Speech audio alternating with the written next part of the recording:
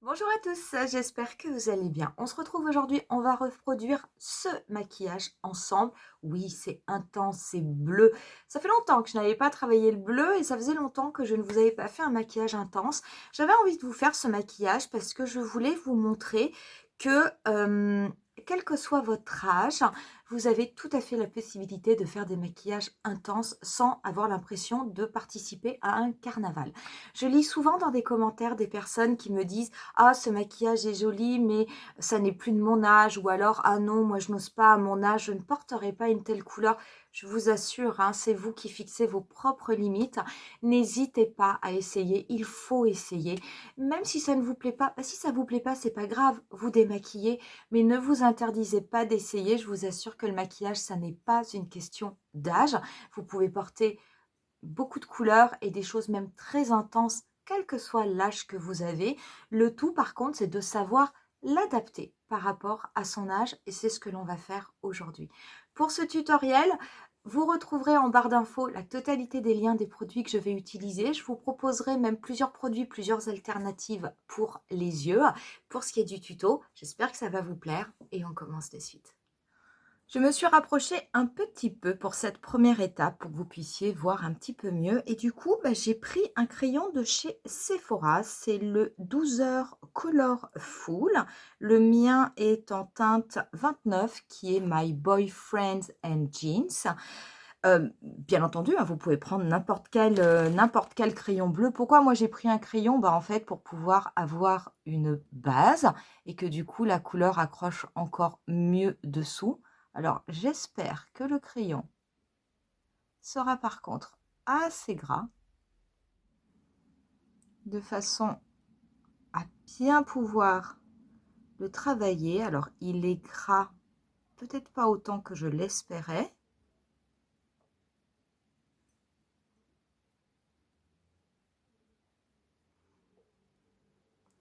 Et je vais remplir toute ma paupière mobile. En fait, ça va me faire mon cadre avec cette couleur bleue. Je vais prendre un pinceau estompeur. Celui-ci est un pinceau de chez Kiko, c'est le 58. Simplement pour l'estomper un petit peu mieux au niveau de ma paupière mobile. Alors, par contre, vous pouvez dans ce type de maquillage, appliquer tout d'abord sur votre paupière mobile une base, un primer, un anti-cerne ou un primer et vous le poudrez. Moi, là, je n'ai pas mis de primer, je n'ai pas poudré, c'est pour ça aussi que ça accroche un petit peu. Je ne l'ai pas fait très honnêtement de vous à moi parce que j'ai oublié, mais sinon je comptais le faire. Donc si vous le faites, sachez que ça sera quand même beaucoup plus facile pour venir travailler votre crayon. Si vous êtes une tête de linotte comme moi, et ben vous aurez un crayon qui va accrocher. Voilà, j'ai appliqué mon crayon, honnêtement, non sans mal. Donc vraiment, je vous assure, il faut poudrer. Et on va maintenant passer au fard. Pour ce maquillage, j'ai vraiment envie de prendre un fard bleu qui soit un peu bleu électrique et vraiment de très très beaux effets. Moi, je vais prendre celui d'une palette Urban Decay en collaboration avec Kristen Liane qui est la Kaléidoscope. Je vais vous la montrer, mais je vais vous montrer également d'autres bleus qui peuvent tout à fait fonctionner. Moi, la couleur que je vais prendre, c'est celle-ci, c'est la couleur TRM. Donc, vous voyez, elle est vraiment très très... je vais vous la montrer, je vais faire un swatch sur ma main. Voilà, donc c'est un bleu qui est vraiment électrique, très très beau. Sachez que si vous avez la palette Tropique ou la palette Mini Tropique de chez Natasha Denona, vous avez la couleur Tiger Lily qui va vraiment être un dupe de cette couleur-là. Si vous n'avez ni l'une ni l'autre, vous avez d'autres palettes où vous pouvez trouver de très très belles couleurs de bleu qui feront tout à fait l'affaire. La première, qui est une palette pas chère et qui est très très belle. C'est la Pocket Palette de chez Sephora. Donc ce sont ces petites palettes, hein, vous savez, qui s'ouvrent, hein, qui coulissent. Et vous avez cette teinte ici, cette teinte bleue. Donc je me rappelle que les palettes, hein, vous voyez, hein, elle est quand même très très... C'est celle-ci, hein, celle de Sephora. Elle est quand même très très similaire. Et ces petites palettes, je vous avais fait un tutoriel, je veux dire, elles sont vraiment pas chères et elles sont très très réussies. Regardez ce bleu. Je me demande même s'il n'est pas encore plus beau que TRM. Il est peut-être encore plus lumineux. Du coup, j'hésite. Mince alors. Mince alors, ça me gâche mon tuto. Non, c'est pas grave. Donc, vous avez cette couleur-là. Vous en avez une autre aussi. Si vous avez la palette Saphir de Huda Beauty, qui fait partie des mini palettes, des palettes de la gamme Obsession, et ben vous avez cette teinte ici, qui est au milieu de la première rangée. Elle est un petit peu plus claire, mais pareil, hein, je veux dire, elle est extrêmement belle. Elle a de beaux reflets. Regardez, elle est un petit peu plus claire. Mais très honnêtement, hein, quelle que soit la couleur que vous prenez, parmi ces trois-là, je peux vous assurer qu'en ayant en plus mis une base bleue au niveau de vos yeux, vous n'allez quasiment pas voir la différence. Honnêtement, j'hésite toujours entre ces deux-là. Peut-être que je vais les mixer, je ne sais pas, je vais voir. Enfin voilà, dites-vous que si vous n'avez pas spécifiquement la palette tropique de chez Natasha Denona avec cette fameuse couleur Tiger Lily, bah regardez dans votre collection parce qu'il est tout à fait possible que vous ayez des équivalences. Je vais commencer tout d'abord, alors je vais commencer, tant pis, je vais rester dans ma première idée avec la couleur TRM. Je vais la prélever pour commencer au doigt, mais je viendrai terminer au pinceau. Au doigt, je vais simplement la déposer au niveau du centre de ma paupière mobile. Ouais, ça va être très intense, non, ça sera bien.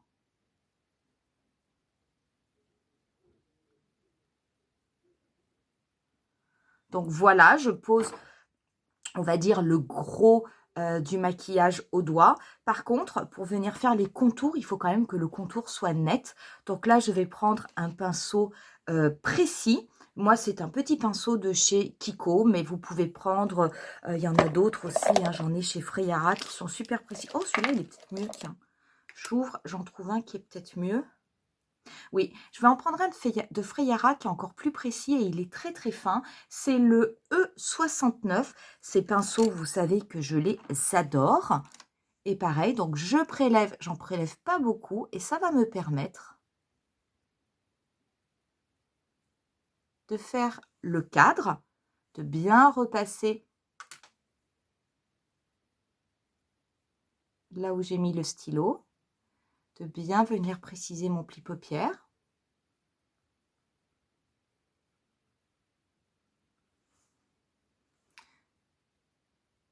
Donc, on y va petit à petit, mais là, il faut vraiment être précis. Il ne faut pas du tout avoir quelque chose qui bave.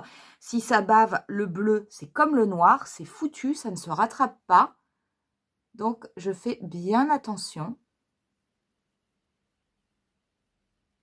Surtout au niveau de mon coin externe.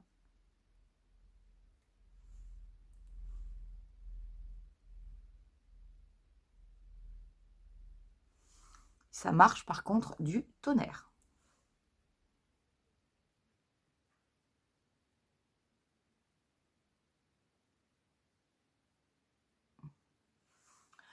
Première étape, fait. Du coup, je n'ai travaillé qu'avec TRM. Je vais peut-être finalement appliquer un petit peu de couleur de la palette Sephora. Alors par contre, pour cette étape, je vais mouiller mon pinceau, un pinceau plat. Et je vais appliquer cette couleur mouillée au niveau de ma paupière mobile. Ça donnera encore plus d'effet.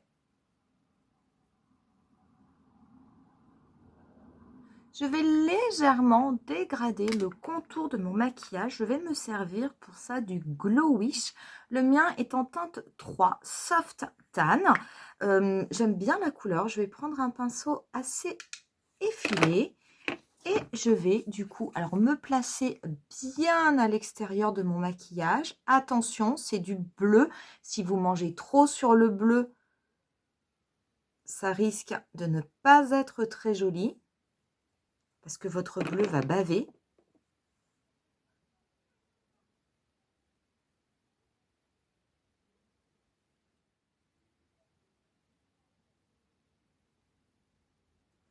Comme ça sera parfait.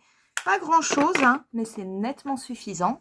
Je reprends ensuite ma palette Naked Smoky et je vais prélever la teinte Dirty Sweet qui est ici. Je vais me servir de cette teinte pour la déposer au niveau de mon coin interne. Et je vais très légèrement en déposer en dessous de mon sourcil.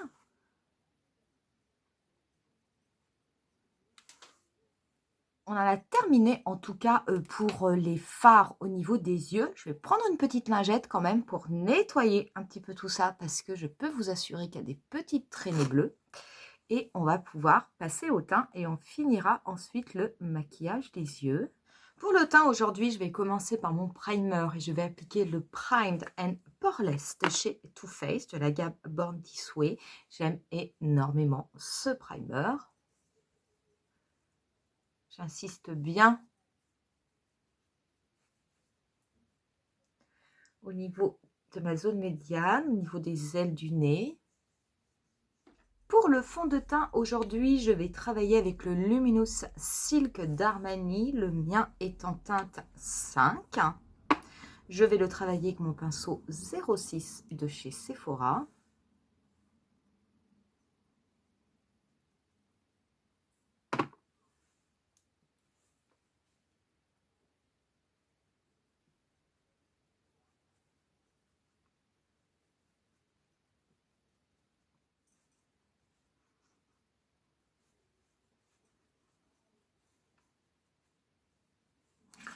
Pour l'anti-cerne, je vais rester chez Armani et le Luminous Silk. Et moi, le mien, c'est la teinte 375.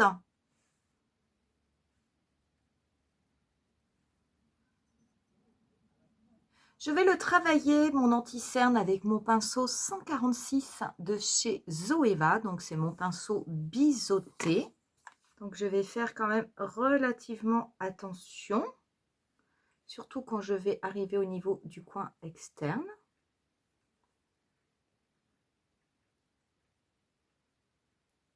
Et par contre, je vais bien le remonter jusqu'à la racine de mes cils. Parce qu'on ne va pas mettre de fard aujourd'hui au niveau du ras de cils inférieur.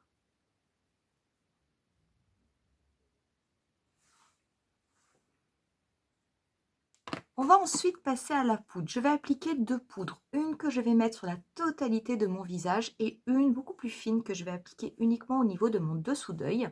Aujourd'hui, je vais me servir de mes poudres Laura Mercier. Donc la première, c'est la Translucent Powder hein, que vous connaissez.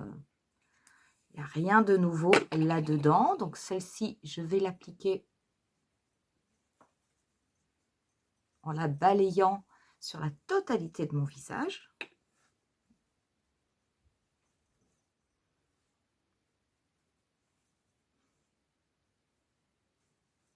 Et je vais prendre la Secret Brightening Powder, qui est une poudre beaucoup plus fine, qui est faite par contre, qui est beaucoup plus adaptée pour le dessous d'œil. Je vous en avais présenté une il y a quelques temps, qui est un doublon chez MAC. Alors, je tire bien, je fais bien attention de ne pas avoir de plis quand je passe la poudre.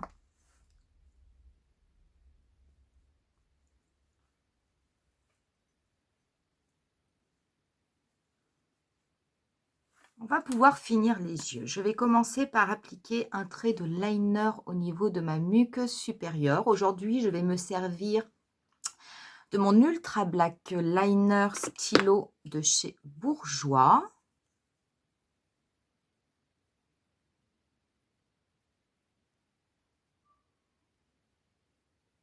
Pour ma muqueuse inférieure, je ne vais pas appliquer de crayon, mais en fait, je vais appliquer un petit peu d'anti-cerne. Donc, je vais prendre un pinceau très plat.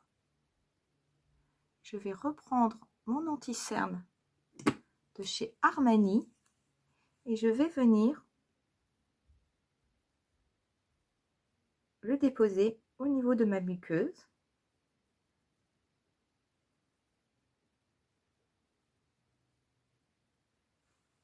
Je vais ensuite passer au mascara et je vais aujourd'hui appliquer le Lash Clash de Saint Laurent. Donc, je vais en appliquer en haut et en bas.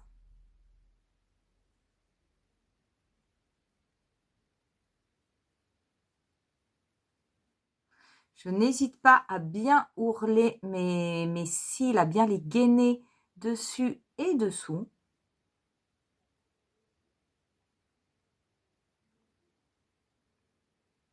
Voilà ce que cela donne avec le mascara. J'aurais pu mettre des faux cils, ça aurait même été mieux. C'est juste que ben, aujourd'hui, je n'avais pas envie. On va terminer le teint. Donc, au niveau du bronzer, je vais prendre mon... Non, comme ça sera mieux. Je vais prendre le Glow Wish de chez Huda Beauty. Donc, toujours en teinte 3. Je ne vais pas en appliquer énormément.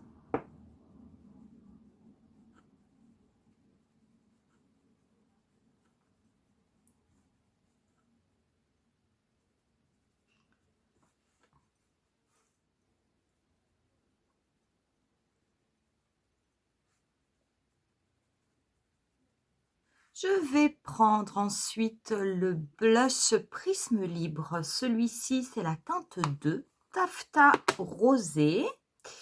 J'aime beaucoup ces petits blushs qui sont vraiment très beaux.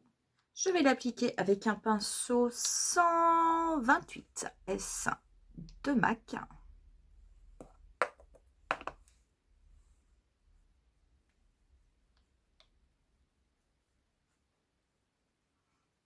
Ce sont des blushs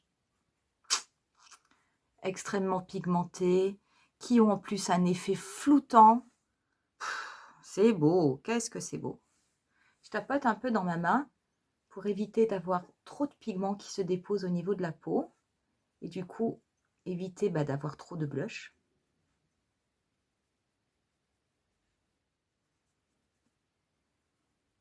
L'highlighter, je vais me servir de ma palette Turn Up the Light. Je vais prélever la teinte Dazzle, que je prélève rarement. Je vais rester avec le même pinceau.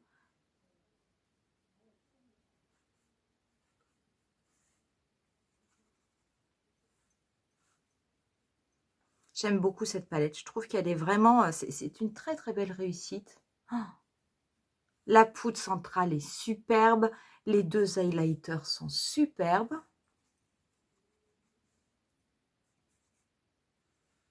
Je vais en mettre également un peu au niveau du nez.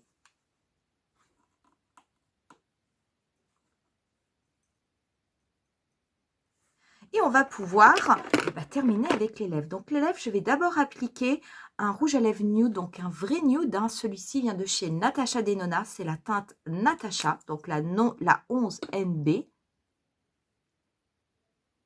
Et par-dessus, par contre, je vais venir appliquer un gloss. Je vais appliquer moi un gloss de chez Fenty et c'est la teinte, si j'arrive à la lire, c'est la teinte Fenty Glow. C'est une de mes teintes préférées d'ailleurs. Et ça ira très bien.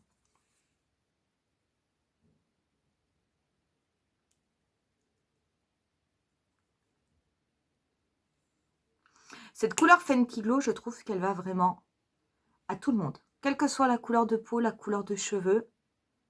Pour terminer, on va mettre un petit peu de spray fixateur. Je vais rester avec mon Fix Plus de MAC. Et on en aura terminé avec ce look. Très honnêtement, si vous avez les yeux marrons, je peux vous assurer que le bleu, c'est vraiment une couleur qui mettra vos yeux en valeur d'une façon assez spectaculaire. Si vous avez les yeux d'une autre couleur, bien entendu que cela fonctionnera aussi. Mais je trouve que le bleu fait particulièrement ressortir les yeux marrons. Moi, j'ai des yeux qui sont noisettes et c'est vrai que quand je les maquille en bleu, le vert a tendance à être neutralisé et c'est vraiment le marron qui est mis à l'honneur. Je trouve ça très joli. Oui, ce maquillage est intense, c'est vrai, on ne peut pas dire que ce soit quelque chose de léger. Ça n'est pas très difficile à faire, hein, il faut juste faire attention de ne pas baver avec le bleu. Mais très honnêtement, je veux dire, si vous mettez avec des joues légères au niveau du blush, un rouge à lèvres, vous voyez, nude, gloss et une tenue, je veux dire, relativement sobre avec du blanc, c'est encore mieux. Et ben moi, je trouve que ça passe. C'est vrai que l'accent est mis au niveau des yeux, mais il n'y a vraiment que les yeux qui sont intenses. tout le reste est extrêmement sobre et du coup, cela passe sans aucun problème. Je peux vous assurer que quand j'étais plus jeune, ce type de maquillage, je ne le faisais pas parce que j'avais l'impression que ça ne m'irait pas, que ça ne se faisait pas, que ça n'était pas joli, et cetera, et cetera, et cetera. J'ai dû commencer à faire ce type de maquillage peut-être vers 38 ou 40 ans, donc vraiment sur le tard, parce que je sais pas, je m'interdisais un petit peu de faire des maquillages pareils. Et c'est vrai que aujourd'hui, je ne fais pas tous les jours ce type de maquillage, mais très honnêtement, de temps en temps, faire quelque chose d'intense, bah, si c'est bien associé avec le reste du maquillage et avec la tenue, je trouve ça très joli malgré mon âge. Donc si ça vous plaît, très honnêtement, n'hésitez pas à le refaire. Je pense même que vous serez peut-être étonné du résultat. Comme vous avez pu voir, hein, pour le faire, bah, moi j'ai pris un certain type de fard, mais il y a plein d'équivalences. Donc avant d'aller acheter des nouveaux fards, regardez ce que vous avez au niveau de vos tiroirs, parce que vous avez peut-être tout à fait un doublon qui pourra faire l'affaire. Cette vidéo, j'espère qu'elle vous aura plu. Si c'est le cas, n'hésitez pas à mettre un petit pouce et à vous abonner à ma chaîne si ça n'est pas encore fait. Moi, je vous laisse comme d'habitude avec quelques photos du look final. Je vous dis rendez-vous à très bientôt pour une nouvelle vidéo. Bye!